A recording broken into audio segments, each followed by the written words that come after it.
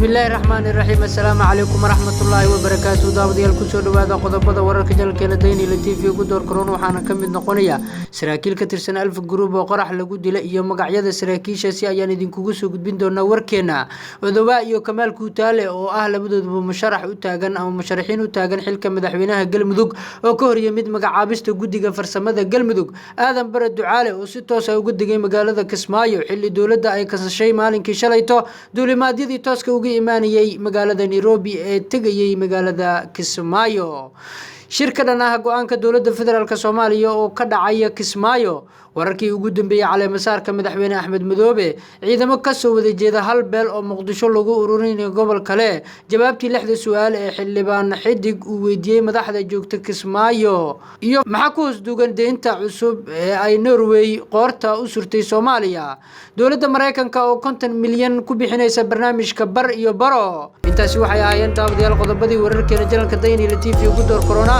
intaan gudagelin qodobadaasi oo faahfaahsan marka hore waxaan idinka dalbanaynaa inaad nagu soo biirtaan jalanka subscribe saartaan sidoo kale gambalaalka aad furataan si aad uga mid noqotaan daawadayaasha ugu horeeya ay wararkeena u soo dhacaan haatan ku soo dhawaada qodobadii aad maqasheen oo faahfaahsan xafladda caleemasaarka madaxweynaha Jubbaland Axmed Madoobe ayaa halkaasi ka socota waxaana toos u bilaabatay khudbadda caleemasaarka madaxweynahaasi khudbadda uu jeediyay ama uu ka jeediyay xafladda caleemasaarka madaxweynaha Jubbaland ayaa ku bilaabatay magaalada Kismaayo xarunta ku meel gaarka ee maamulka Jubbaland waxaa ka qayb galaya xafladda caleemasaarka siyaasiyiin xildhibaano ka tirsan labada gole wafdiga socda dawladaha dariska ah iyo marti sharaf kale waxaana la rajeynayaa in saacadaha soo aadan in xafladdaasi lagu soo gabagabeeyo magaalada Kismaayo ee xarunta ku meel gaar ku ah maamulka Jubbaland dawladda Mareykanka ayaa 50 milyan ku bixinaysa barnaamijka bar iyo baro dawladda Mareykanka ayaa Soomaaliya ugu deeqday lacag gaaraysa 50 milyan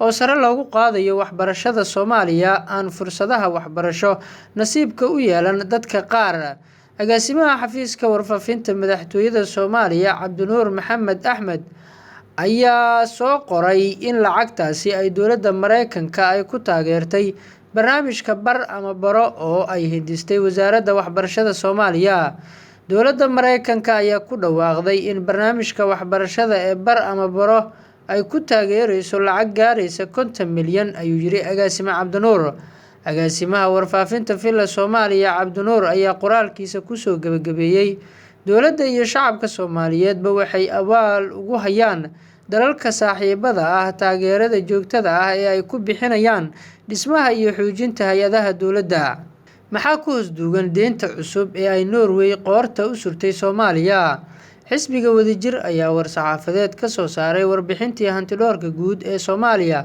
iyo lacagtii ay dawladda Norway deymisay Soomaaliya war-saxaafadeedka ayaa lagu sheegay in xisbigu ka walaacsan yahay ama walaac xoogan uu ka qabo warbixinta hantidhoorka oo ay ka muuqato sida lagu yiri qoraalka isku dheelitirnaan la'aanta dakhliga iyo qorsheynta miisaaniyadda Soomaaliya sidoo kale qoraalka uu xisbigu ka soo saaray arintaasi ayaa lagu sheegay in warbixintu ay daaha ka rogtay xaddiga musuqmaasuqa iyo daahfur la'aanta maaliyadeed ee xukuumadda federaalka warbixintu waxay cadeysay in ballanqaadka xukuumadda ee la dagaalanka musuqmaasuqa uu yahay midka afka baarkiisa ku eg iyo dacaayad warbaahineed oo marin habaabinta shacabka loogu talagalay ayaa lagu yiri war-saxaafadeedka ka soo baxay xisbiga wadajir mar uu xisbiga uga hadlayay qoraalkiisa lacagta ay Norway amaahisay Soomaaliya ayaa lagu yiri xisbiga waxa uu walaac ka muujinayaa xilliga xiriirka iyo xigmadda ka dambeysa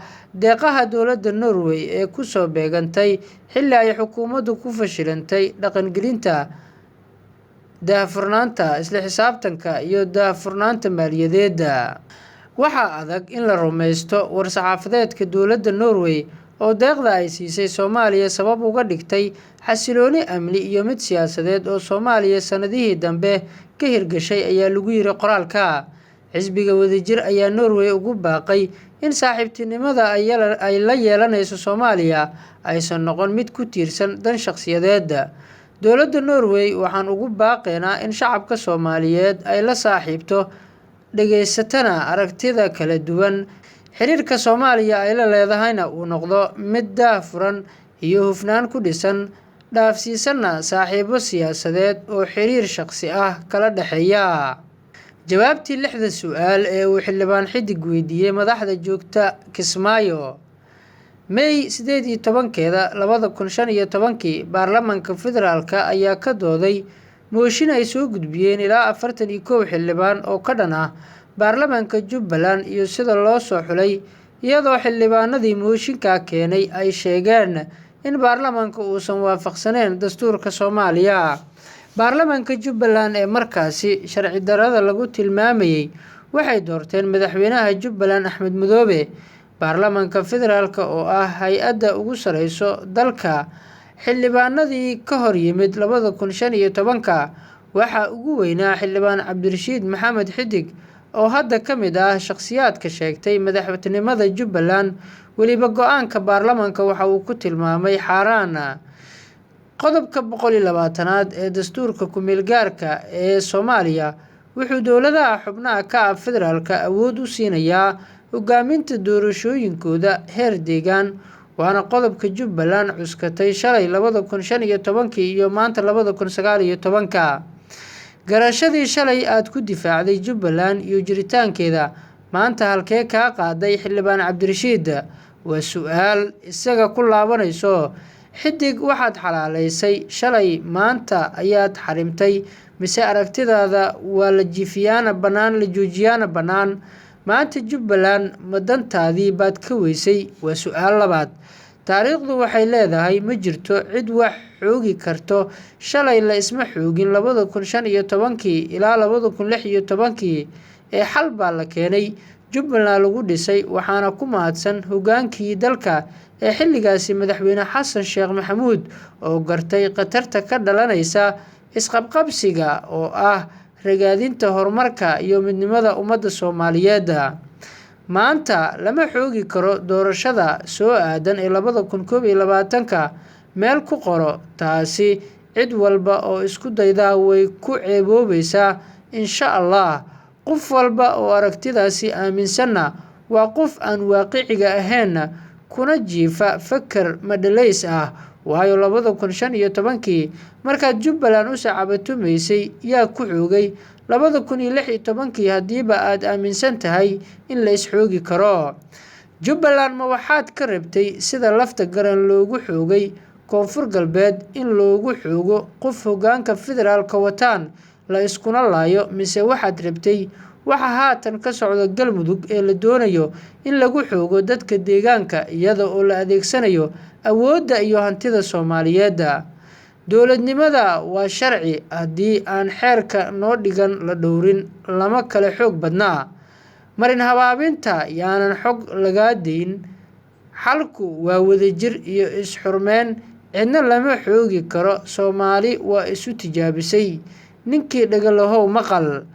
qoraalkan waxaa qoray Cali Xasan Cali. xog ciidamo ka soo jeeda hal beel ayaa Muqdisho loogu ururinayaa gobol kale.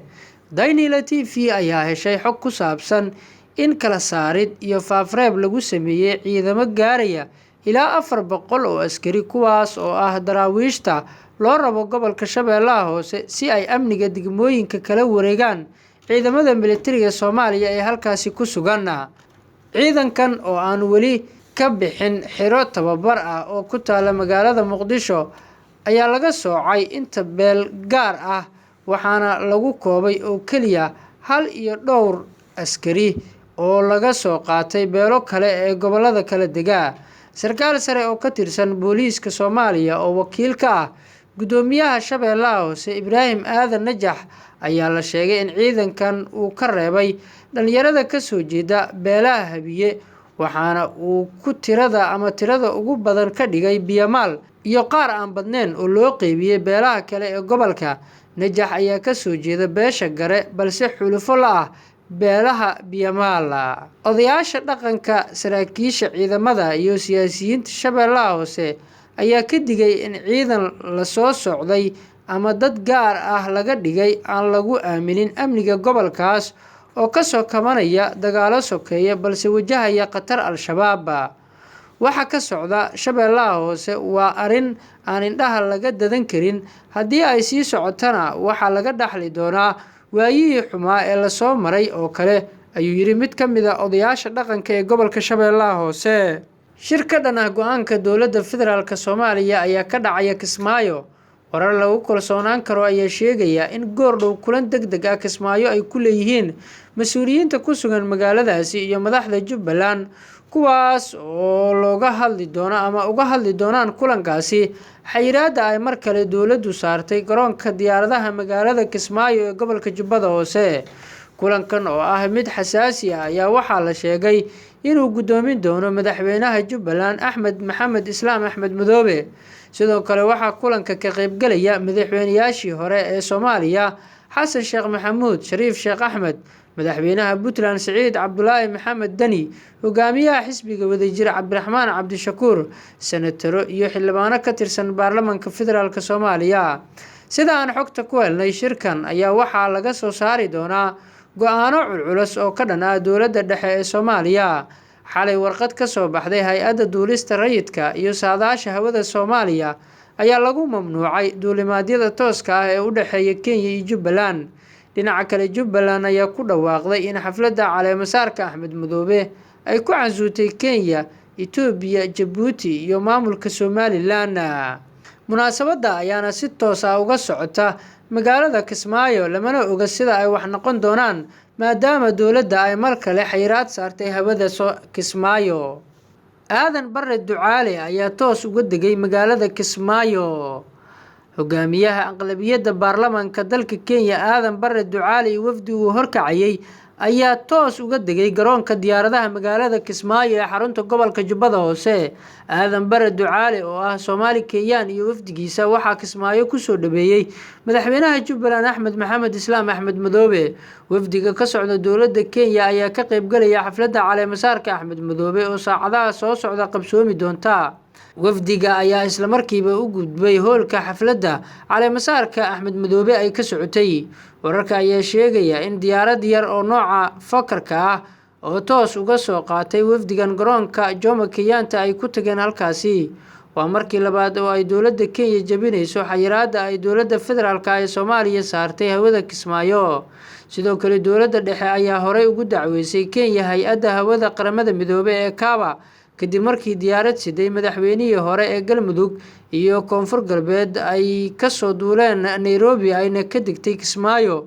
Soomaaliya iyo Kenya oo markii hore isku hayay arrinta badda ayaa waxaa hadda xiisadda sare u sii qaaday caleemasaarka madaxweyne Axmed Madoobe oo ay horey dowladdu u qaadacday doorashadiisa.